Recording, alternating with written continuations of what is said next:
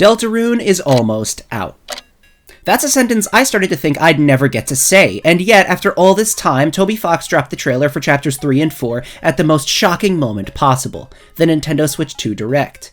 On the upside, I was so shocked when it happened. I never would have predicted it would happen there, but on the downside, because of that, I wasn't recording my reaction. Just imagine lots of shouting and screaming and going, "What?" over and over, and you get the picture. Deltarune is, as of writing this, coming out in 42 days, but by the time the video releases, it'll be a little bit sooner. And while preparing for the game's release and rewatching some of my theories to prepare a final calm before the storm style video, I realized something really upsetting. In nearly every one of my 23 uploads, I said that if you email spookydoodtheories@gmail.com, I will react to your theories in regularly uploaded theory review videos. Yeah, that didn't happen. So today, I'm going to dive into the deep pit of Deltarune brain rot that is my inbox and review a whopping 50 theories that have been sent to me by you, the viewer, so that when I die and wake up in front of Sans, he has no reason to judge me.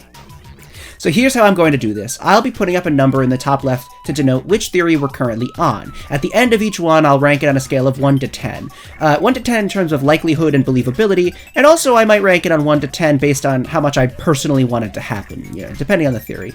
Also, as far as crediting the theory creators go, I'm just going to use the names that came through in the emails because some of these email addresses are like full personal names, and that's not cool to put on YouTube. If I read your theory and you feel like you want to claim all the glory for yourself and you want to be credited even more, leave a comment saying you are the creator of X or Y theory, and if I see it, I'll pin it. Anyways, my name is Spookydood. Make sure to like and subscribe. Now let's discuss. Theory 1. Oliver asks, in the Spamton Sweepstakes Q&A, there's a connection made between Spamton and cats. He describes his elemental pairing as puppet/cat, while also listing off future potential opponents who have the pairings of thunder/light and dark/star, and makes a reference to a previous opponent who uses death/scythe. Could these be the elemental pairings for the future secret bosses? Frankly, I think this is very likely, but not entirely accurate. We know through Shawm that to beat the secret boss of Chapter 3, we'll need the Shadow Mantle, and based on assets within the code, we know the Sky Mantle is a future item that defends against Elect/Holy. It seems to me that while Spamton's elements are indeed Puppet and Cat, when he says Thunder and Light, he could be referring to Elect/Holy, just swapping out the words in the way that he does. In this same way, Dark/Star might not be the literal element names either. That being said, considering Chapter 3 is a chapter where a secret boss having electricity as an element makes perfect sense, I think it's safe to say that in some way, these elemental pairings line up with the secret bosses from Chapters 3 and 4 at the very least. As for Death/Scythe, I think that's referencing Jevil, so the secret bosses for Chapters 5 and onwards remain completely unpredictable for now. Overall, this theory is a solid 9 out of 10. Spamton's word switching makes it hard to fully commit to the theory, but as far as I'm aware, it makes sense. I'm not sure how much elemental pairings will play into the actual game itself. My personal reading was, at least when it was originally being discovered, it's sort of just shorthand in the code to give different enemies different stats and, kind of adjust based on what armor you're going to have, but I really don't know. It could be a lot more important than I'm thinking.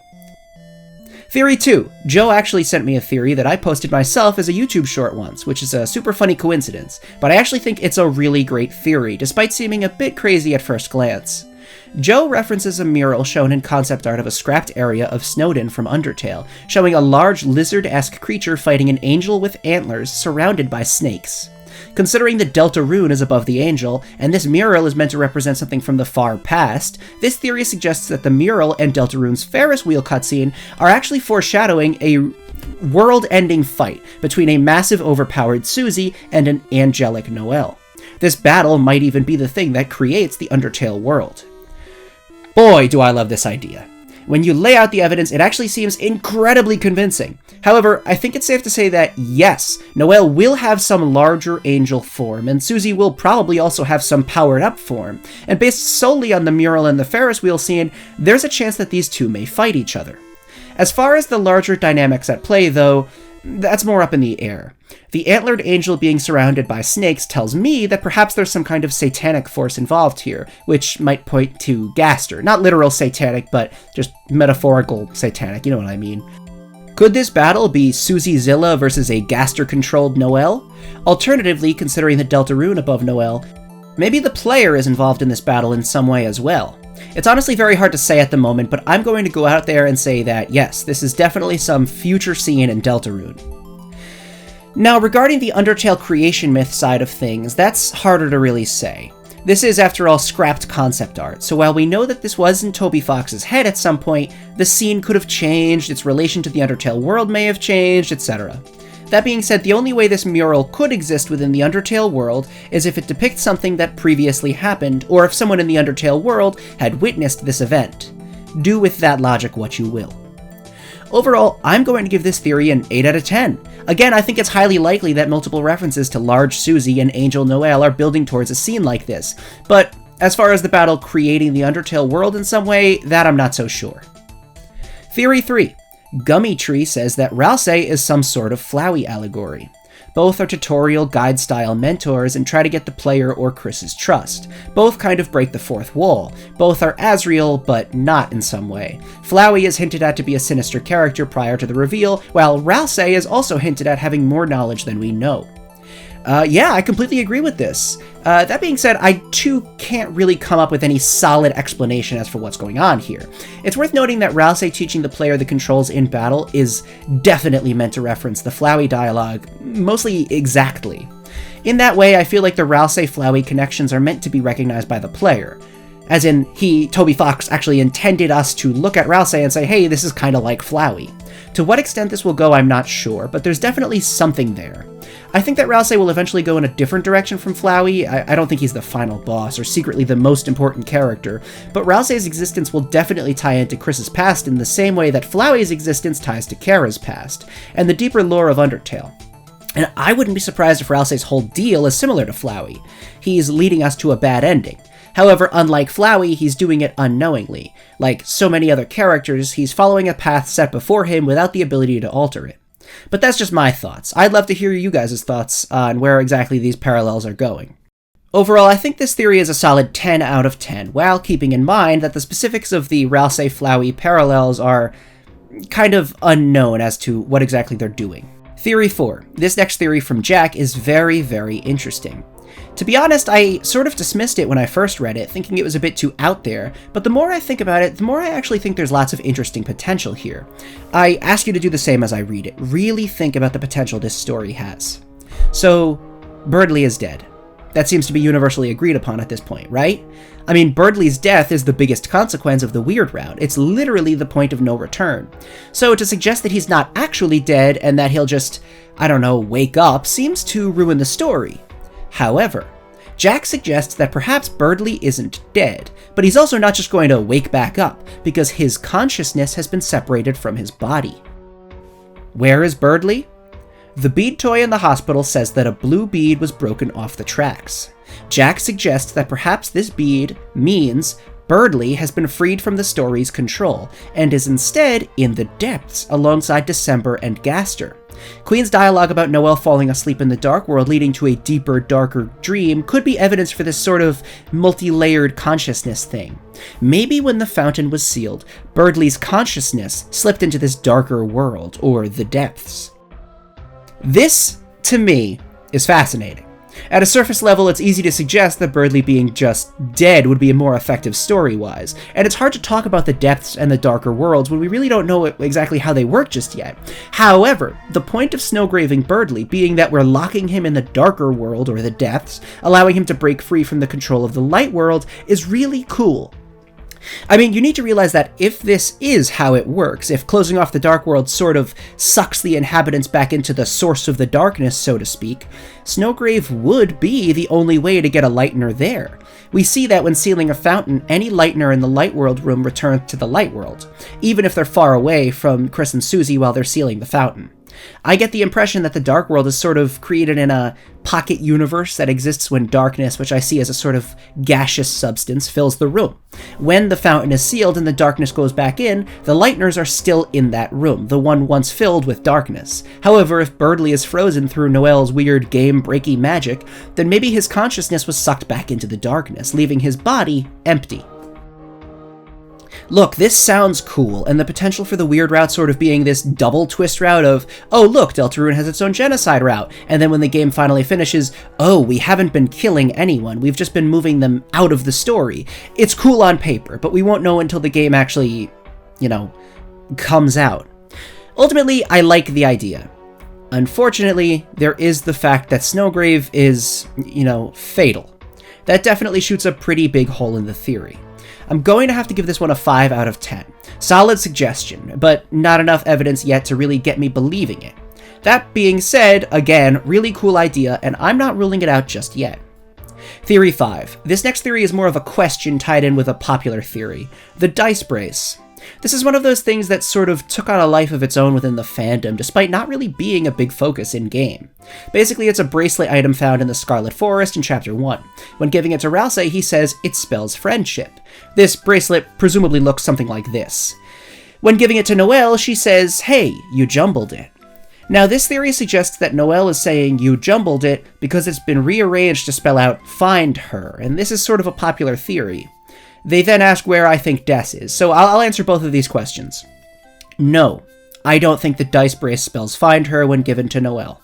There are too many excess letters, and that just feels wrong, like it doesn't feel like a clean answer, and the more logical answer, in my opinion at least, is that whereas Kris is willing to give the friendship bracelet to Ralsei or Susie, Kris's friendship with Noelle has clearly been in a bit of a rocky area for a while, with the two still being somewhat close, but not connecting like they used to.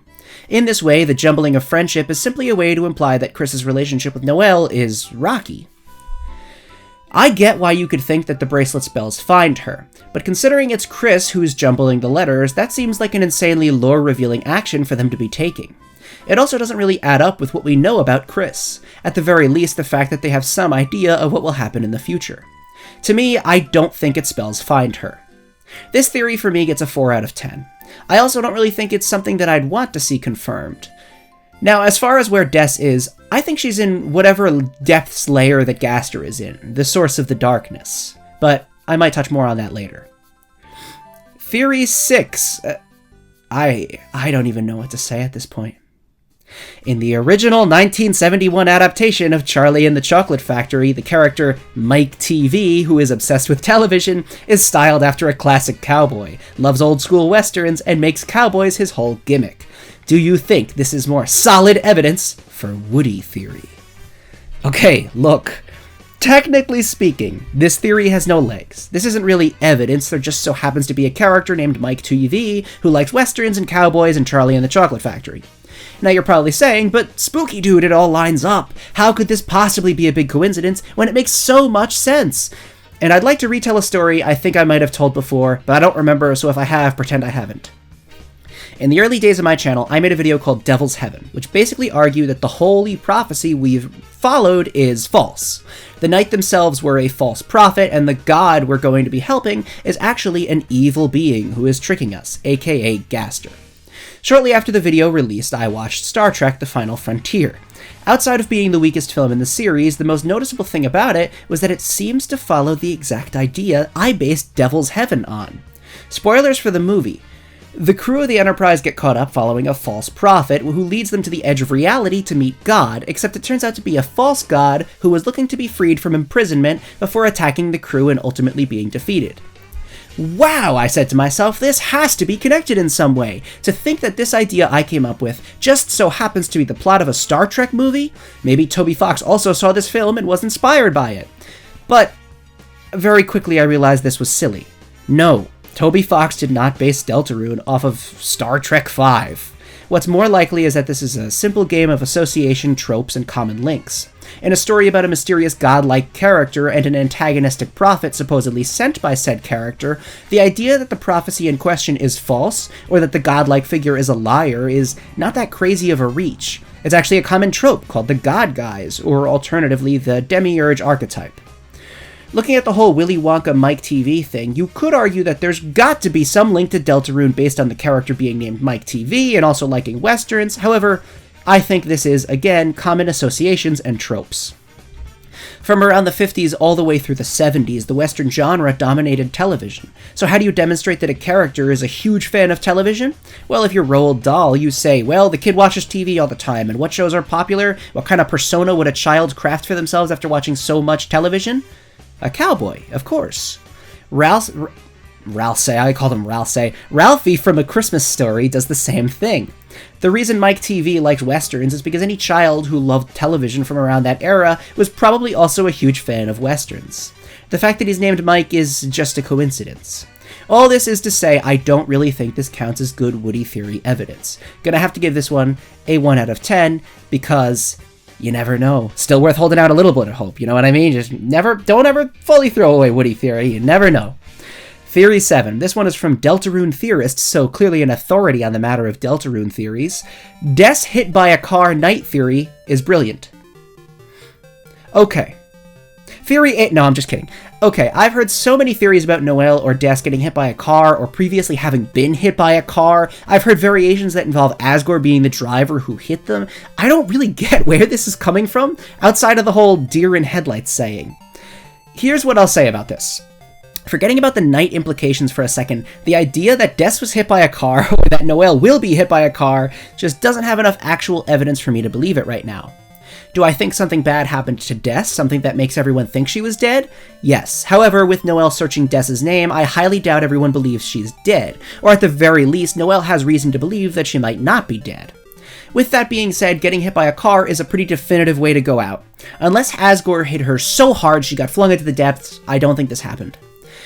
As far as Des Knight goes, this is one of those weird things where it's like, technically, if the eventual Dark World Depths lore gives a logical reason that Des would choose not to show her face and willingly put Noelle in danger multiple times, then sure, maybe. But otherwise, it doesn't look likely. Honestly, my biggest reason for not completely throwing out Des Knight is because Toby has mentioned that he takes heavy inspiration from Mother 3. If you know, you know. Technically, it's possible, but I think that Des is going to play more of a mystical anti-Gaster role in this story. But hey, who knows? I'm giving this one 4 out of 10 stars. I really don't think Des was hit by a car, but I am giving this one a solid 7 out of 10 on how much I want it to happen. Asgore's whole deal actually being that he hit Des with his car is actually kind of interesting and would lead to really good drama with the other characters. Outside of that one reason, though, I don't see why this would be that great. Now, before I continue, I would like to just address another thing regarding the whole Des hit by a car theory. I did look it up as I was about to record this video because I was curious if I was, like, missing something, and there is a relatively popular Twitter post called Noelle Gets Hit by a Car Theory, where it's not literally that Noelle is going to get hit by a car specifically, just that something bad is going to happen to Noelle, something traumatic. Maybe she'll die in, like, kind of a, I don't want to spoil it, but Final Fantasy VII-esque death, I guess. And one of the big points of the weird route will be the player just desperate to keep her alive, so we're making her stronger and stronger to avoid said death. That's an interesting theory, and it's not literally tied to her getting hit by a car specifically, but Noelle dying, that is the kind of thing where I'm like, okay, I'm a little bit more into that one because of the connection to, you know, that other video game I just mentioned, and the idea of, like, the player being so desperate to keep this character alive, they'll destroy the entire story just to keep her alive. Interesting, but again, even that one doesn't have enough evidence just yet. We really gotta wait. Theory 8. Worms and Dirt says that Angel's Heaven has some clearly heavy religious theming. Therefore, Alvin in the church will be one of the last, if not the last, chapter. Here's my thought. The trailer for chapters 3 and 4 kind of confirmed that's not the case. 0 stars. No, but for real, I actually think that Alvin is not going to be that important, and that the church is more of a lore chapter than anything else. Not as in the entire chapter is entirely lore. I mean, the church is going to be used for the purpose of explaining some of that angel roaring lore to us, you know, as opposed to being the epicenter of the roaring or whatever. Afterwards, Chapter 5 can focus more on the night or the interpersonal town relations stuff, with most of the important knowledge we need prior to the roaring out of the way. Unfortunately, based on the trailer, I am technically going to give this one 0 stars. Theory 9. This one's really, really interesting, and I hadn't thought about it before now. To summarize, basically everyone agrees that Kris dislikes or even hates the soul. However, after ripping us out in the bathroom and presumably slashing Toriel's tires, we can check the sink and read the dialogue, "Your hands are clean." This obviously has a double meaning. Not only are our hands literally clean, but our hands are clean because we're innocent. It was Kris who slashed the tires. This theory suggests that perhaps Kris is not actually against the soul at all, but is instead either indifferent or feels bad towards it like they do for Jevil and Spamton.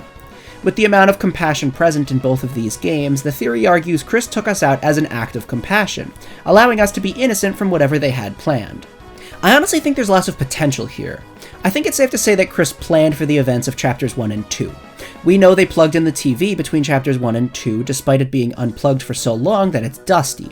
We also know they slashed the tires, practically setting up the events of Chapter 3, as if they planned it out beforehand. If that's true, though, it's possible they knew we would be around as well. After all, there is that dialogue about how it's not yet time to wash your hands.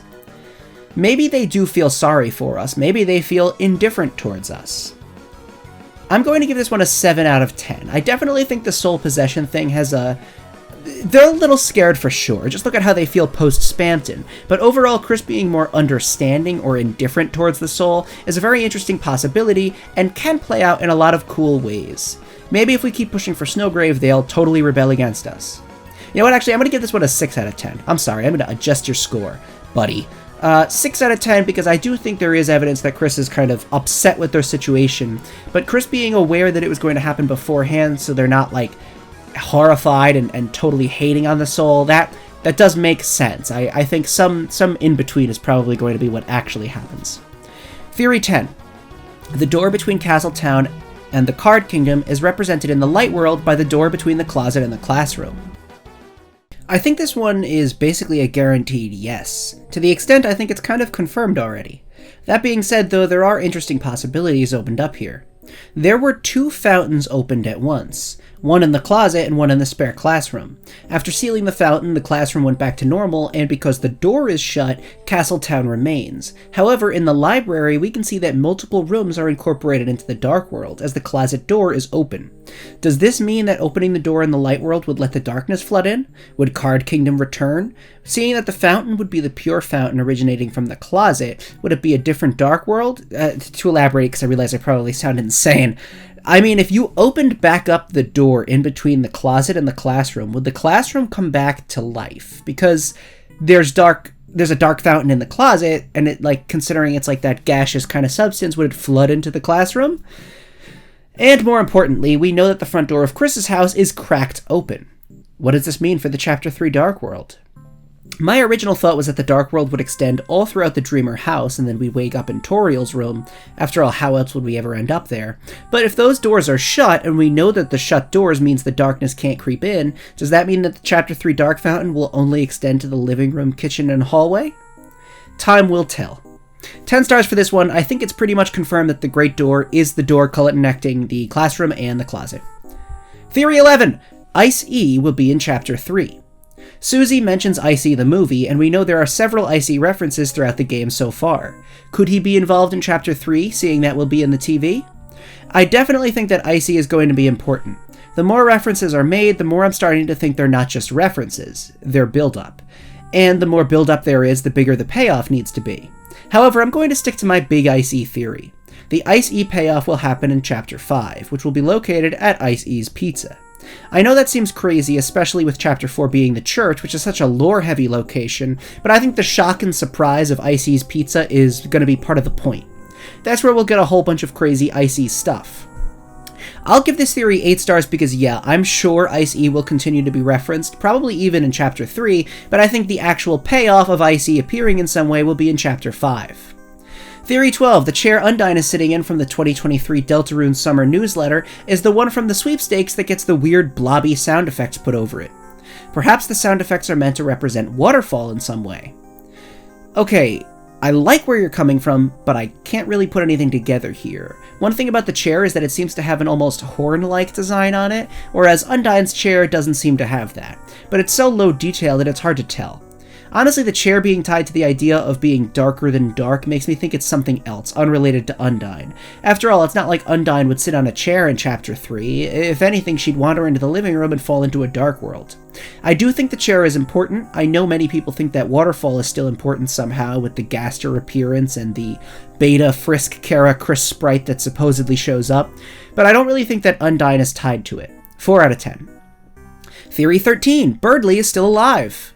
I sort of mentioned this a bit earlier when I talked about the possibility of Snowgrave not really killing him, but instead sending him to the depths, but to fully focus on the idea of Birdley not being dead, sorry to make this so short, but I see no reason to tease the player in this way. Revealing massive consequences only to just pull back years and years later to reveal, just kidding, he's actually not dead, just doesn't feel right to me. I think Birdley's dead. Sorry for the short response to this one, but 1 out of 10. Theory 14, the third secret boss's soul color.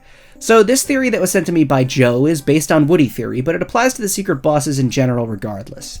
Basically, Joe suggests that the secret boss's soul colors are meant to represent the reverse order of Undertale's neutral run bosses. As in, Jevil has the red soul like Asgore, Spamton has the yellow soul like Metaton, so the third secret boss will have the purple soul like Muffet, and so on and so forth. I'm not sure how I feel about this. I definitely think the secret bosses will continue to have unique soul colors, but I think it's hard to settle on any confirmed order for them. Honestly, I've been thinking the green soul makes the most sense for Chapter 3, and it's more like a reverse genocide order type deal, but honestly I'm not really sold on the order mattering just yet. This is one of those theories that comes down to a key question. Is it a pattern, or is it a coincidence? And we really won't know until the chapters come out. Personally, I think Undyne being involved with Chapter 3, that provides some evidence that it might be the green soul rather than the purple soul. For that reason, I'll give this one a 6 out of 10, but I'm not saying it's out of the question. Before I move on, I'd actually like to ask you guys a question and, tell me in the comments, do you enjoy the secret bosses using different soul colors? If that is what's going to be happening here, considering Spamton has the yellow one, do you like that the different soul colors will come into play and that each secret boss, do you like that idea that, every secret boss will have a different soul color? Not to, influence your answer here. Personally, I've always kind of been, a little bit disappointed by that, because as much as I like the soul colors being utilized, I feel like it would be more interesting to have them in the main game. I'm sure you've all, if you watch game development videos, there's always that one video that's like, Super Mario 3D World is a genius Mario game, because it knows game design. Game design means you have to introduce the player to the mechanic in a safe way, and then challenge them with it.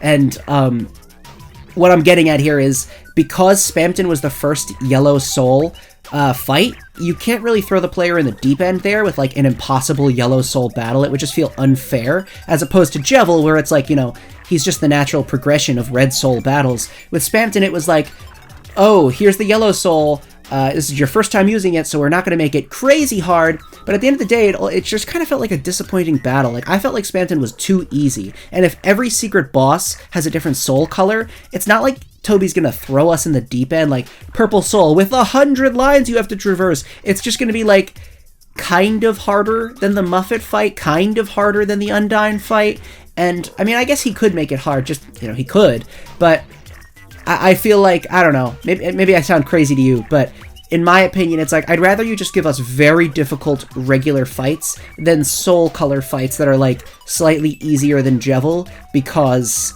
it's not really fair to throw the player into the deep end. But again, who cares? It's up to you. I want to know what you think. Do you like the soul colors on the secret bosses? What do you think? Theory 15. Asriel from the ending of True Pacifist is still in control of the timelines, and that's why Ralsei has extraordinary knowledge, because post-pacifist Asriel gave that info to him. I'm just going to come out and say no to this one, 0 out of 10, because Toby himself said that however you left the Undertale characters, that's how they still are. Deltarune is not really a sequel in the traditional sense, and I don't really think Asriel would do anything to the save file, especially because he asks you to leave it alone if you go back after beating the game. Theory 16. Okay, this next one I've been thinking about for years, and I still can't figure it out. In the secret Gaster-style save menu in Chapter 1, the one that appears if you access the file select before completing the chapter, copying your file into 3 slots prompts Gaster's response, "Preparations are complete." This seems to imply that the 3 save files will have some relevancy in the same way that Undertale's singular save file does in the story. Yes, I definitely agree. The existence of 3 save files is relevant to Deltarune's larger narrative. Now, this is a common thread here, but as for how, I have no idea. Logically, Gaster saying that preparations are complete only when 3 save files are created could imply that we'll have to do 3 different playthroughs to get whatever Gaster's preparing for. Alternatively, it could imply that there's simply something worth searching for beyond the regular story that might require us to play the game multiple times, forgetting about different routes or endings. Overall, I don't really have any definitive ideas just yet. I still think Gaster wants us to play the game regularly and complete the prophecy. However, I think 3 save files will be just as relevant to Deltarune's story as the singular save file is to Undertale. What are your thoughts? This is another one I want to know in the comments. I want to see some other ideas as to what preparations are complete could mean. I give this theory a 9 out of 10. Theory 17. Every man is meant to represent a stick man from monsters. Basically, this theory suggests that every man is meant to be a stick figure that represents monster kind in the same way generic stick figures like these represents humans. I think this idea makes a lot of sense. After all, why else would he be spray painted on the walls of Hometown? It also makes sense that he would be in the Queen's social media attack, basically a representation of a generic profile picture. I think every man being a general representation for, well, every monster, it makes total sense, and actually answers most of my questions about him. That being said, most of the fanbase seems to think there's some spooky secret lore or alternative reason for his recurring appearances, and this answer might feel a bit disappointing to some. But I'm going to give it a 7 out of 10. It seems like a really logical solution. Theory 18. Des is the bishop. Basically, there's a bishop piece in chess, and based on chess theory, the bishop is going to be the boss of Chapter 4. A bishop is a religious leader, the holiday family has a strong Christmas motif, Noelle looks like an angel, a religious figure. Perhaps Des's Dark World form will also look like a religious figure, possibly a bishop. Therefore, she will be the boss that represents the bishop piece. I think that would be kind of the most shocking twist when it comes to Des. I think everyone is under the impression that Des is sort of an endgame thing, sort of like Deltarune's narrative equivalent to Azriel, someone whose existence haunts the entire story and ends up being one of the most important characters who's the key to the game's entire point.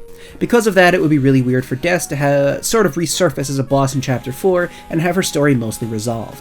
I also think that leaves too little time to continue the storyline before it resolves itself. I imagine that even when Chapter 4 ends, Noelle won't have fully opened up about Des to Susie yet, and we won't have the chance to piece together exactly what happened. I too think that Des is going to be an endgame character in some way. I actually think Find Her is going to be the ultimate goal of the game, and that will happen towards the very end. I'm going to give this one a 4 out of 10 because I just don't think it's likely, but I wouldn't mind it happening because as much as it would shatter most people's expectations about the story, it would shatter most people's expectations about the story, and seeing people react to that would be funny. Theory 19! Night Papyrus. Several people sent me Night Papyrus-related theories through email, and I think it would be best to just condense all the messages into one universal response here. No. I do not think Papyrus Night is likely. Not because it doesn't have potential, just because I think it's too out of left field, and it doesn't make sense for what we know about the Knight and Papyrus. Papyrus wouldn't knowingly put the world in danger. He also wouldn't act violently, putting the other 3 kings in prison, and for whatever reason deciding Spade King should be ruler. Also, if Papyrus was opening Dark Worlds to create friends because he was lonely, why would he open them in such a carefully planned, methodical way, avoiding the Lightners? It just doesn't make sense to me. Also, we haven't even met Papyrus yet. Knowing that he's probably not going to show up in Chapter 3, and also probably not in Chapter 4 either, I don't really see how we'd have enough time to introduce him and give him a proper backstory before revealing him to be the Knight. I know there's lots of fun potential when it comes to Papyrus Knight, but I just don't feel like the tone of the story is setting it up. I have to say 5 out of 10 with this one. Theory 20. Spamton talks about trying to reach heaven through the use of Kris's soul. Is the heaven that he's referring to the light world? This one kind of bugs me because when the game first came out, I figured that's what he was talking about. After all, his obsession with an artifact created through a Lightner's hopes and dreams implies that when he talks about seeing past the dark, he's talking about escaping the dark world. I think this makes sense because it explains why Spamton was so obsessed with sources of light. However, I think it's worth mentioning that Spamton tells Kris that they are also chained up, and implies that Kris is trapped. Because of this, and because we know Spamton contacted Gaster, who presumably exists in the depths, Spamton might be trying to reach a higher place than even the light world. I'm sure this could be a bigger argument. It's one of those things that I'm a little rusty on. I don't actually remember every line of dialogue like I used to, but I also don't necessarily think it matters too much right now. I personally think Spamton is trying to ascend higher than just the light world. After all, he seems to recognize that the Snowgrave route involves us utilizing some level of otherwise inaccessible freedom. But it's really up to what you think. I'll give this one a 6 out of 10. Theory 21. Sans Undertale is actually Sans Deltarune. Basically, this theory, which was sent to me by Joshua, but I think has sort of been spinning around the community ever since Chapter 1, argues that the Sans we see in Undertale originates from Deltarune. There's lots of evidence to support this. Sans is one of the few characters next to Gaster who doesn't go through a full character arc, and even in his Asriel battle dialogue, there's implications of a much larger story and the desire to return to some sort of home. Sans has several connections to Gaster. Icy appears all over the Deltarune world, but only appears once in Undertale, in Sans' word search. Sans' unexplained secret room, machine, and picture with "Don't Forget" written on it is obviously tied to Deltarune somehow. In Undertale, Sans and Papyrus apparently just appeared one day out of nowhere. I honestly think that without even listing off all the other evidence, it's clear as day. This is 100% true. Even in Deltarune, Sans' dialogue is constantly messing with player expectations, leading us to wonder if he's aware of our presence or not. I truly think that Sans and Papyrus are going to play a major role in the story, and their full introduction is being saved for a later chapter. Gun to my head, Sans and Papyrus are the two characters who will appear in the Chapter 5 Dark World. I definitely think that they'll jump over into Undertale, but I don't know how just yet. Most likely the machine. How exactly the machine works, though, or exactly what it is, I'm not sure. Rather than just say, "Yup, good theory," I'll throw out some insane logic out there that I was thinking about while cleaning out my very hot attic the other day. This theory may be a child of heat stroke, I'm not really sure, so stick with me. Sorry to sound relatively insane for a second, but rather than finding some in-universe logic for how the Deltarune universe might become Undertale, like time travel or universe hopping, maybe it will become the Undertale world in the literal way that it already kind of did. If Deltarune was Toby's first idea for a game that we were, based on Gaster being the one to call us there in the first place, never really supposed to play, that got turned into Undertale, maybe we're literally playing Toby's idea. Maybe in a literal and metaphorical sense, Gaster was a character from Deltarune who just didn't make the cut, a scrapped character. And from the depths, aka the deep recesses of Toby Fox's mind, the idea of creativity itself, he's called out to us and brought us to this idea of a game. Characters and plot points that haven't yet been turned into what they eventually will be. Things are similar but slightly different, not because this is an alternate universe, but because this is the Undertale world before it became Undertale. Not literally, I mean this is the idea for Undertale taking place inside Toby Fox's mind. And again, even there, not literally, I mean that from whatever the depths are, the source of creativity itself, Gaster made Deltarune in the way that it would eventually be made into Undertale, you know what I mean? Therefore, Sans and Papyrus will, jump to Undertale using the machine as, safe passage to the second game idea. I don't know where I'm going with this, but I feel like I was onto something there for a second, right? Right? I was going somewhere. There was something there. I feel it, but I don't know. This is part of the problem with these kinds of theories. They're 99% guaranteed to happen, but actually nailing... I'm referring to Sans being from Deltarune, by the way, not my crazy Toby Fox brain thing. They're 99% guaranteed to happen, but actually nailing down specifics is impossible. Sure, the easy explanation is that before the Deltarune world gets washed away into darkness, Sans and Papyrus jump into a magic machine that teleports them to the Undertale universe. I'm sure that the eventual explanation will be a little more, well-rounded, but as of right now, that's the best guess I can give. Anyways, yes, Sans Undertale is surely Sans Deltarune. I'd wager Papyrus is too. 10 out of 10. Theory 22. We might return to the cyber world in future chapters. In the cyber world, when you interact with the stacked tables in Queen's Room, it says something like, "You'll need the Throne of the Gods to pass through." The Throne of the Gods is referring to the stack of chairs in Toriel's classroom. Therefore, because the Throne of the Gods isn't an item we can get just yet, we'll eventually take it into the cyber world and use it on the tables. Honestly, I think that there's a good idea here, but I wouldn't really bet on it. From the beginning, one of the things I've found most interesting about Deltarune's file structure is how it seemingly encourages going back to previous chapters to look for more stuff. The eggs, the weird routes, and the secret bosses at face value encourage that kind of deep exploration, but even in certain characters' dialogue, the game recognizes our ability to do so in narrative. Sham, for example, basically hints that we can go back and fight a previous superboss to get the crystal on this file. The clam NPC by the beach tells us that onion sand can be interacted with if we stand by the water, but they only tell us that the day after it's accessible, meaning that if this dialogue tipped you off, you'd have to go back to the previous chapter to actually find it. If we're able to get an item from a previous chapter, aka the Shadow Crystals, and bring it into the future and across save files, perhaps the opposite can be done, and maybe we'll bring an item from the future back into a previous chapter's save file. Hey, anything's possible. If there were to be a Chrono Trigger-esque area that is sort of safe from time itself, we could always, I don't know, store stuff there and access it from the past. That's just, an example of how it could be done, but it's definitely possible. That being said, I do think the Throne of the Gods comment in Queen's Castle is intended as a joke.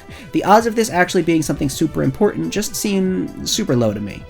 Technically it could happen, and I think you're onto something with returning to previous Dark Worlds, but overall I'd say this specific scenario seems unlikely. I'd give this one a 5 out of 10 overall, but I'd certainly love to see it happen. Theory 23, this one's from Tommy. This theory says Des is the one on Spamton's phone. Whenever Noelle interacts with Spamton-related stuff or sees anything to do with Spamton, she says it's nostalgic. In the Spamton Q&A on Twitter, Spamton says that Noelle is the only one to respond to his friend Finder emails, though he couldn't find out anything about Des. Des went missing, possibly due to Gaster, and on the phone there's nothing but garbage noise. Overall, I disagree with this theory. I definitely think that Des's disappearance had something to do with Gaster, but I don't think Des would benefit from talking to Spamton at all. I don't really see why she'd do that, what her motives would be. I also don't really think there's any specific evidence that it's Des on the phone. It just makes much more sense for it to be Gaster, like in Jevel's case. I'm going to give this one a 4 out of 10 in terms of likelihood. I think that Noelle's comments about nostalgia are more so relating to either the white door in the maze, or the glitched games she played as a reference in the sweepstakes. Theory 24. Ralsei represents what Kris always wanted to be. Ralsei most likely shares the same colored horns described by Toriel, which were worn by Kris to try and fit in with their family when they were younger. Ralsei and Kris are very similar in terms of body structure. Ralsei's name being an anagram of Asriel can be explained through Kris's desire to be more like their brother. Kris shows very odd reactions toward Ralsei, but it's not necessarily hatred like some fans think. This could imply there's a more emotional connection that Kris has with him. Ultimately, Ralsei is the embodiment of what Kris wants to be.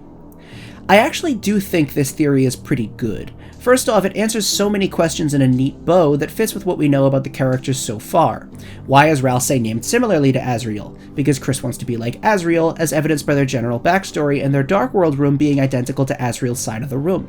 Why does Kris have strange feelings towards Ralsei? Because they're the embodiment of what Kris always wanted to be. Wouldn't you feel strange about seeing someone like that? I really like this idea. I think it's one of the nicest answers we have regarding Ralsei and exactly what he is. 8 out of 10. Theory 25. Based on this line sticker, Ralsei is the one singing Don't Forget. I don't think so. I mean, yes, clearly Ralsei has some singing ability that seems to, sort of be his thing, but I don't necessarily think Ralsei is the one who was singing in the credits. I know this is the suckiest answer possible, but seeing that the singing happened during the credits, which I believe to be one of the only definitively non-canon scenes in the game, I don't really think it's canon that anyone sang it. I think it's just, nobody. That being said, I think it's more likely that Des is going to be the one who either sings it in full or created the song in the first place. 6 out of 10, but honestly I get where you're coming from. Theory 26. This one's really creative. Basically, in Chapter 2, we type agree to all, and then despite us not following Queen's orders, she still says she's going to use our likenesses. Joe's theory suggests that Queen copied the Fun Gang's lots of people named Joe sent me theories. I don't think it's the same Joe every time. I think these are different Joes. Joe's theory suggests that Queen copied the Fun Gang's likeness and created clones that emailed themselves to Kris's computer before the fountain is sealed. Therefore, in Chapter 3, some minor antagonists will be Fun Gang clones created by Queen. I'm going to say this, so hear me out. I'm giving this one a 1 out of 10. However, I'm giving this a 10 out of 10 as far as how much I'd like to see it happen. It's a really fun and creative idea. I think it would be cool to see something like this happen. I always like when games do shadow or clone variants of the main characters, but there's technically zero evidence that this actually happened. That being said, it is a fun thought. Theory 27. Susie uses a soul in the first chapter. This theory was sent by Thomas. However, Thomas, you didn't really explain when specifically you were talking about. I think you're referring to the Lancer fight. However, Susie actually does not use a soul here, it's Kris's soul, as you could see it coming from the corner of the screen where Kris is located. That being said, I definitely think the soul coming from Kris is lore relevant and shows us that it's an important element of the story. It's also probably some Gaster-made device or something, considering that it controls the damage Susie takes, or something like that, I don't know. Technically, this theory is a 0 out of 10 because it's not Susie who uses the soul, but I get what you were thinking, and I do think it was lore relevant, so I don't think it's, fair to say 0 out of 10. Theory 28. Anagrams. Ralsei is an anagram of resale and seller, and sailor, words relating to sea and water. Kris is an anagram of Irks, and the page on Noelle's blog named Kris Dreamer Kris is an anagram of Risk Irks Murderer. Gaster is an anagram of stager and grates, like the scratching noise from the code. Here's the thing. I like this, okay, I get where you're coming from, but there is an infinite amount of anagrams you could make from character names. Alphys is an anagram for plashy, meaning wet or full of puddles. Toriel is an anagram for loiter, and I don't think that any of those are intended. Honestly, I'm going to say these are coincidences. I don't know, it's possible, but it just seems like a crazy stretch for all of these things to line up. I'm giving this one a 5 out of 10, only because I just can't believe Toby Fox is that crazy with the anagrams. Theory 29. The intro to Chapter 2 is actually a flashback, and not an accurate representation of what happened. In the beginning of Chapter 2, Toriel asks, "Kris, is that a knife?" before shouting, "No!" before quickly revealing Toriel walking into Kris's room, waking them up, and scolding them for eating all of the pie. So silly. But the theory states that this is not actually what happened. Instead, this black screen with text is a flashback, or I'll personally just throw in there flash forward, to something else. The bulk of the evidence I actually agree with. Not only did Undertale do this several times, but the actual text here doesn't make sense for Toriel walking in and seeing an empty pie tray. She asks, "Kris, are you awake? Is that a knife?" That makes it sense, that makes it sound like she actually sees Kris with a knife, you know what I mean? I guess it makes sense. I guess, you could argue that the reason it sounds like that is because they wanted to, fake out the player. You have to think Toriel sees Kris with a knife. But I do think this is possible that this is more of a flashback or flash forward. One thing that's worth mentioning is that I feel like lots of the silly fake-outs that Deltarune has done are going to end up being important. In between chapters 1 and 2, you could say that Kris did all of that just to eat the pie, but it's clear that they also turned on the TV, and in my personal opinion, opened the library dark fountain. In this way, I think that what's intended as a fake-out right now might end up being revealed to be important. So yeah, I actually think this is likely. You might think this is a bit of a reach, but I'm giving this a 9 out of 10. Good theory. Theory 30. Mike is clearly going to be an important character, but to fit with chess theory needing a character named Rook, his name might be Mike Rook Phone, like microphone. Yeah, I think that's possible. 10 out of 10. Theory 31. The person who interrupts Gaster in the Garner Maker segment is actually Kris. That's a cool idea, and honestly one of only 3 people I think could be the culprit.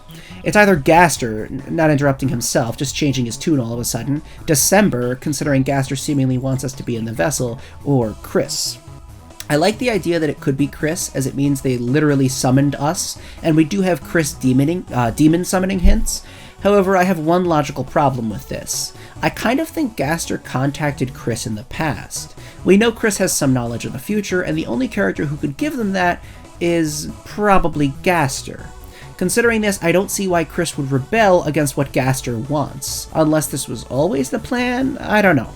This is one of those confusing things with too many unknown variables. I personally will give this a 7 out of 10 because, like I said, it's one of only 3 likely options, but I personally think that it was December holiday. Theory 32. The following was asked by William. What if there are different kinds of fountains like white or green? Get suggesting. Yeah, sure, I guess. What if there were white fountains? Or green fountains? 10 out of 10. No, but in seriousness, I have heard ideas about a darker fountain or a light fountain, and I feel like the makeup of Deltarune's light and dark world don't really lend itself to other kinds of fountains. Darkness seems to work like a gas or liquid, with most of the descriptions about it relating to water in some way. Because of that, darkness sort of comes into the real world, but if you opened a fountain in the dark world, I don't think light would flood in, it would just send darkness out. You know what I mean? So I don't really think that we'll see light fountains. But who knows? Sorry, William, but white and green fountains are not happening. Well, 0 out of 10. Theory 33. Ralsei's hat might be a super boss because it was discarded. I like this idea a lot because it would be fun and a good idea, but I do think it's worth mentioning that the discarded items are typically discarded in the light world. Ralsei's hat is only discarded in the dark world, and even then I don't really think it's discarded. I'm pretty sure it's on the hat rack. 6 out of 10, but I would love if it happened. Theory 34. The relevancy of the Deltarune symbol across both games. The Deltarune symbol appears all over Undertale. It also appears with a border on Toriel's clothes and the PC icon for Deltarune. It appears without the border all over Deltarune. It partially is on Asgore's outfit. It also appears inversed in the entrance to the last corridor and above Kris's home. What does this mean? So, here's the deal. I have no idea. The simple answer is that the angel is the player, the up arrows are Kris and Susie, the lighteners, and the down arrow is Ralsei, the darkener. They'll somehow create the Undertale universe over the course of the adventure, and therefore the symbol will be relevant in Undertale. Boom, solved. But there's other questions. You know, Kris sometimes appears in the center of the angel wings. Is this saying that Kris is somehow the angel, or that the player is the angel inside Kris? And to that extent, is the player even the angel? To get off on a total other insane tangent for a second, I kind of think everyone is the angel.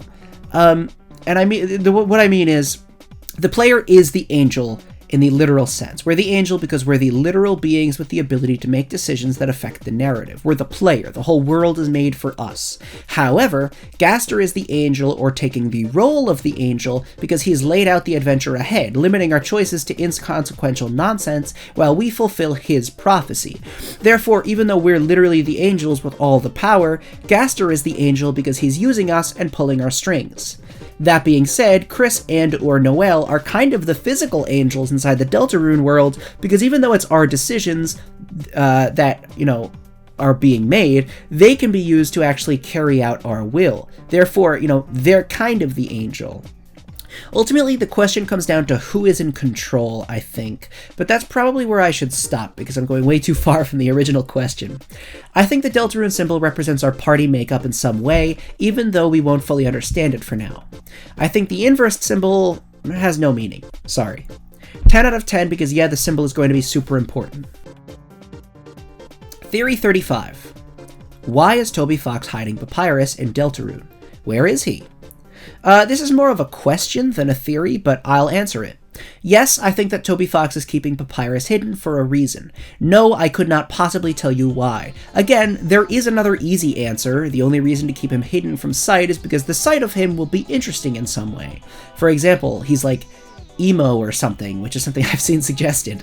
I personally think that, as I previously said, Chapter 5 will be in Icy's Pizza and Star Sans and Papyrus, but that's not really an explanation as to why he's hidden. I don't think he's the knight, but maybe seeing him will be interesting in some way. Like, maybe he doesn't yet have the battle body and looks different, I don't know. It's also interesting that Sans hasn't really said Papyrus's name yet. That's weird. I think personally he's just in the house, probably a shut-in, probably looking for friends. I don't think he's going to look drastically different, but maybe the first time we meet him, it will be like basically a giveaway for some large element of the full story. Like, we'll know for certain, oh my gosh, he's totally pre-Undertale Papyrus. 10 out of 10, Papyrus is going to be important and is being hidden for a reason. Theory 36. This is similar to a previously discussed theory, but different. Rather than Ralsei being the representation of who Kris wants to be, what if Ralsei is actually Kris? As in, Kris's soul. Prior to accepting our soul into their human body, Kris sent their soul into Ralsei somehow. Several versions of this theory were sent to me, and a handful involve Kris summoning Gaster to send the soul into Ralsei. This theory is, like, really cool, but again, one of those without enough evidence. I don't like it for one reason. That would imply that Kris's true nature is not who we see when the soul is ripped out. If Kris's soul was in Ralsei, I imagine that Ralsei would act more like Kris, but he doesn't. Ralsei acts a bit like Asriel and a bit like his own thing. Descriptions of Kris line up with the body we're in right now, the eating of the pie, the pranking. If Kris's soul was somewhere else, then who would this soulless body even be? I don't really subscribe to this theory, 5 out of 10. However, the logic behind it and the intrigue is definitely there.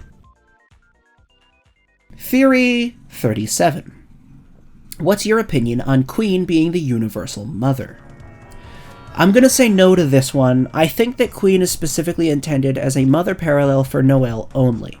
But even then, I don't think she's exclusively meant to be Noelle's mom. She more so acts as a figure for Noelle to stand up to in general.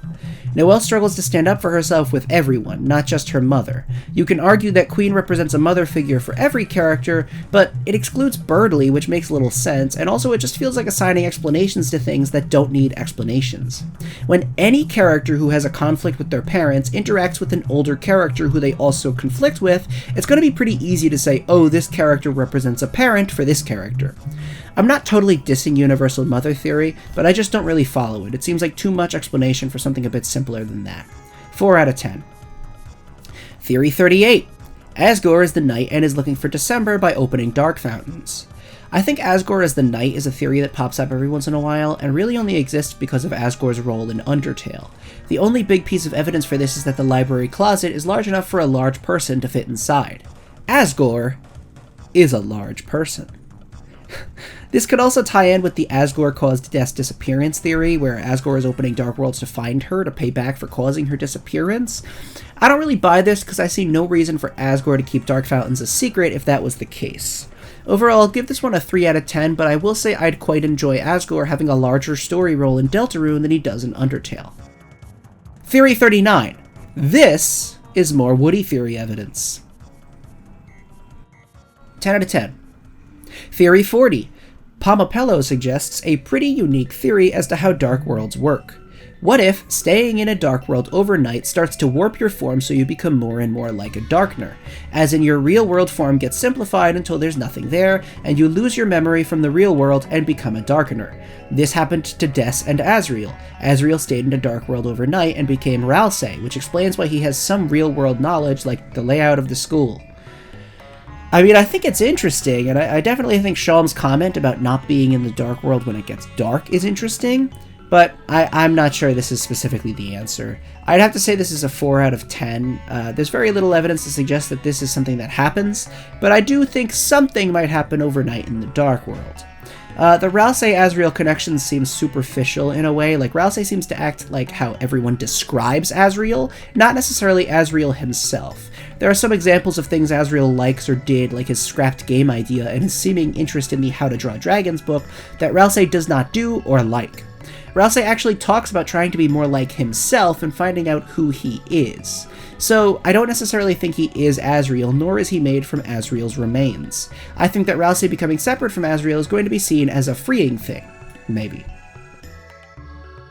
Theory 41. There are more than one Gasters. Or at least, were. Basically, this theory argues that in the same way that every Undertale character has a Deltarune counterpart, Gaster from Undertale has one too, and we might meet him at some point. I've seen several variations of this one emailed to me, all containing different ideas as to what the difference might be between Gasters, whether the intro Gaster is Undertale or Deltarune Gaster, etc. So let me just give my thoughts here. I do not think we'll see two different characters named Gaster, one of whom is specifically Deltarune Gaster, with the other being Undertale Gaster. I'm not saying you're wrong per se, just that the difference between the two Gasters would be so minimal that it would be weird to introduce two. Here's the thing. We haven't actually met Gaster yet, so to include this basically brand new character who we really only know the backstory of, and then include a second copy of him, it's like, why even call them both Gaster? This would be different if it was like Asgore or something, sure, as much as I don't think this would happen. I guess you could say that it would be interesting if Undertale Asgore showed up in Deltarune, because we know everything about him as a character, and contrasting him with Deltarune Asgore, maybe even seeing them interact, could provide some interesting story, and there's enough of a distinction between them to justify including them both. But we don't know anything about Undertale or Deltarune Gaster, so, you know, whichever one you even think we haven't spoken to yet. So having this big Gaster reveal only to reveal a second, different Gaster just feels unnecessary, and like it would take away from the character. That being said, Gaster was indeed shattered through time and space, so the fragments of Gaster theory could technically make this true. Gaster could come in multiple forms, maybe even multiple personalities. Maybe the Eggman behind the tree and in the car in Hometown is one of those personalities. But if that were the case, there would still be a singular embodiment of the character we're currently calling Gaster. Even if we meet 30 different fragments of the man, the one specific fragment who will be most known as Gaster is the one who's called us to Deltarune, been putting us through the story, been interacting with the super bosses, etc. Overall, I don't really think Gaster needs a Deltarune counterpart. I honestly think that the whole idea of the counterparts existing doesn't really need to be a rule of this universe. It could simply be an alternate story using the same characters. I'm sure we will get some lore explanation, but I'm not going to be holding onto my seat the whole time waiting for the second Gaster reveal after we get the first one. I'm gonna have to say 5 out of 10 for this one, but the 5 points are because I wouldn't be shocked if other fragments of Gaster do appear and technically play the role of more Gaster that's not exactly Gaster. Theory 42. Ralsei's Dark World will have some amount of narrative significance beyond what we already know. Ralsei's Dark World, referring to the Dark World created through the Pure Fountain, primarily focused on Castletown, has lots of strange, unexplainable elements. What are those eyes all over that seem to somehow relate to the Titans? What are these piles of dust that burst when you touch them? Why are we attacked by enemies that shoot out little attacks? And even more weirdly, what's up with Castletown? Why was it styled like a classic RPG town before we even set it up? Why is Ralsei the only one there? What's with the giant door with the crown over it? I think you get the point. Yeah, Castletown is very weird. As far as the cliffs area goes, I will give you this. The eyes could technically be nothing, and the piles of dust could technically be chalk dust. Literally just chalk dust, and that's it. Does that sound like a disappointing answer? Yeah, for sure, but it's possible. That being said, Castletown is weird. My personal explanation is that Castletown was designed for us, the player. As I said, it's designed like a classic RPG town before we even bring anyone in. And considering Ralsei is the only one that's there, a guide character who has all this otherworldly knowledge and has been literally waiting for us, and also knows about the player's existence to some extent, I think it's safe to say that it was designed with us, the player, in mind. I know there's a theory that Ralsei is like Gaster's special little henchman, his special little guy, and was prepped on pretty much everything, and I believe that theory at the moment. So yet again, easy answer is Gaster made Castletown for us, that's why it's weird. But still, there's lots of questions. I know some people have suggested that the cliffs were remnants of a previous roaring, but while that sounds cool, I don't think there's any real evidence. After all, isn't the roaring supposed to lead to an eternal darkness? One thing I'd like to suggest, perhaps the cliffs are literally the Titans? Like the Pure Fountain makes these large chunks out of total darkness and they'll like shape themselves into actual Titans? I don't know, man. There's really not enough to build off of here. I do think that Castletown will eventually have to go. After all, it's not like there can be Dark Worlds forever. Their existence threatens the Light World constantly. So to some extent, I think Castletown will play a large role in the story later on. I imagine that it'll be the final fountain we have to seal, past this large door in the center, with the game ending with us in the spare closet. Or, you know, kind of the end game beginning there. But hey, who knows? Only time will tell. I'm giving this theory an 8 out of 10. Castletown is clearly hiding secrets, and I agree that we'll eventually learn how it was made, who made it, and why Ralsei is the only one there. Theory 43. Kris is Kara and Frisk's body based off the general structure of the body, as well as Kris sounding like Kara and Frisk's name combined. No, I don't think so, because that ties into post-pacifist lore that Toby seems to imply won't be coming back. 2 out of 10. Theory 44. In a previous video, I suggest Kris will be mad at the player for romantically pushing him with Ralsei. However, in the spirit of your choices don't matter, Kris could end up being just as mad if we choose to avoid romantic dialogue options as a whole, because that might also be against their wishes. 7 out of 10, I think you're right that no matter what, Kris will be mad with how we choose to use their body. However, I don't really know how much romance or shipping as a whole will play a part in the grander narrative outside the weird route, which actually seems to have that as a story point. Theory 45. All Dark Worlds will be based on some form of escapism. Toys and games in Chapter 1, computers in Chapter 2, TV in Chapter 3, religion in Chapter 4, and there's so many other possibilities for escapism in Chapter 5 and beyond. Yeah, this one's a 9 out of 10. I think this one is basically true, considering 4 chapters in we're still doing that. However, I will say it's hard to justify Flower King or certain other potential Dark Worlds as being places with heavy, like, escapism vibes. I think that technically my Icy's Pizza idea could work here, or the festival, or some other place we haven't seen yet. That being said, I think this is probably right. Theory 46. Every area in Deltarune corresponds to some Undertale area. Chapter 1 was tied to New Home because we fight King. Chapter 2 is tied to Hotland, or the core, because a robot is actively involved and a yellow character learns to stand up for herself. That, by the way, is an insane connection. Hats off to you for making that one. Chapter 3 will probably be like Waterfall, and Chapter 4 will be like Snowdin. 5 out of 10. I don't mean to be harsh with that ranking, but I think it's just a coincidence. And it also sort of falls apart once you get to Chapter 5 and beyond. Seems like an odd thing to purposefully do, especially if it's only going to last for a few chapters. Theory 47. The eggs are meant to represent Gaster himself. Eggs are everywhere and are the building blocks for lots of foods. By picking up eggs and scattering them around hometown, we're basically representing Gaster in some way. Like the act of spreading the eggs is some physical, symbolic representation of what happened to Gaster. I'm giving this one a 9 out of 10. I don't know if I necessarily agree with it or not, but it is a very interesting thought. It seems to me like we're building towards something with the eggs, like something specific, so I'm not really sure if that's what they're about, but it's an interesting thought nonetheless. Theory 48. The names that Gaster reacts to in the intro sequence are the names of characters who will appear in Dark Worlds at some point. 10 out of 10. I've been saying this since day one. I completely agree, even though that has some pretty shocking implications. Here's where I think they'll all appear. We've already got Kris, Susie, Noelle, and Birdley. I think that Toriel and Undyne will be in Chapter 3. Rudy, Caddy, Braddy, Gerson, and Jockington will be in Chapter 4. Gerson might actually be saved for later now that I think about it, but Chapter 4 does seem likely. Sans, Papyrus, Alphys, and QC will be in Chapters 5 and beyond, based on what the theming is. Yeah, I completely agree with this one. This is a 10 out of 10, absolutely. Theory 49. Ralsei is a Titan. I have seen several people like this one. I'm going to be giving it a 1 out of 10, because as much as I like the idea in theory, I really just don't think it has any evidence.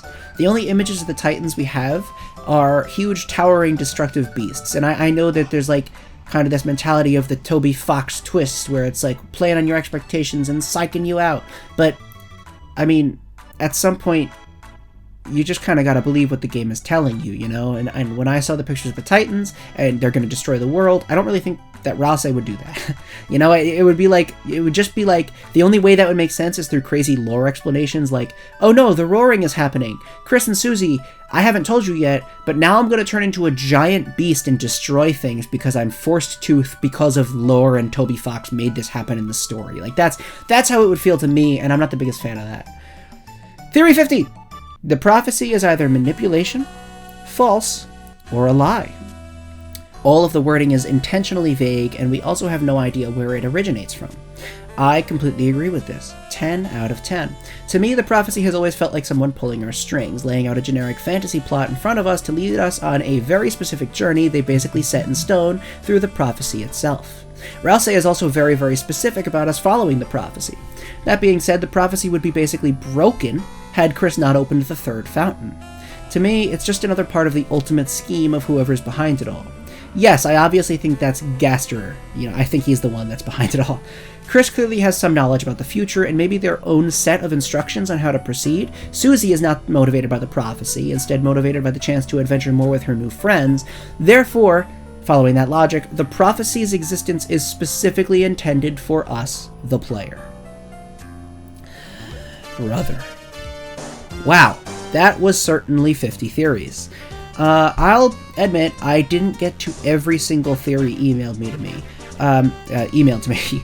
Several theories were multiple pages long and would require a video of their own. You know, several theories were just like kind of combination theories where it was like 50 different ideas in one thing.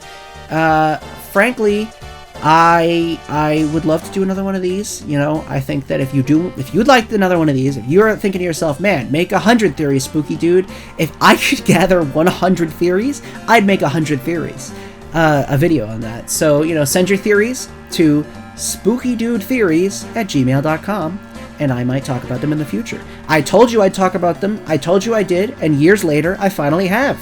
So, you know, hats off to Spookydood, I guess. No, but in all seriousness, I really enjoyed this one. I really enjoyed reading all your theories. I really enjoyed all the ideas. I'm not gonna lie. I've kind of fallen off from Deltarune for a while. I mean, not now, but I had. You know, I had been at a point where I was like, oh, it's taking too long. It's just stupid. Deltarune's stupid. And I stopped, you know, watching the videos, and I just kind of, like, was doing my own thing for a while. And, I mean, of course, I immediately turned back the second that it was revealed in the Switch 2 Direct. And, you know, getting back into it, reading through all the stuff again, refreshing my memory on all the theories and the lore. It's super, super fun. I am so excited for Chapters 3 and 4. So excited. And, I know I've said this on Twitter, and I'll make an official announcement somewhere. Official announcement, I don't know where I need... Probably just Twitter again. But I am going to be live streaming Chapters 3 and 4 the moment they come out, all the way through. I'm going to be playing it and you know, get in the weird route and literally everything. I will play until I have sucked it dry of all its content, and then I'll spend the next 24 hours uploading all bosses, all cutscenes, all this, all that, and you know, big YouTube day for Spookydood. So look out for that live stream. That's going to be super fun. Like I said, I would like to make a Calm Before the Storm like discussion video before the game comes out. Do I have enough to say? I'm putting it together, putting something like that together. Thank you so much for watching this. In the comments, tell me which one of these 50 were your favorite theories. Do not say Woody Theory. And make sure to like, subscribe, and thank you for watching.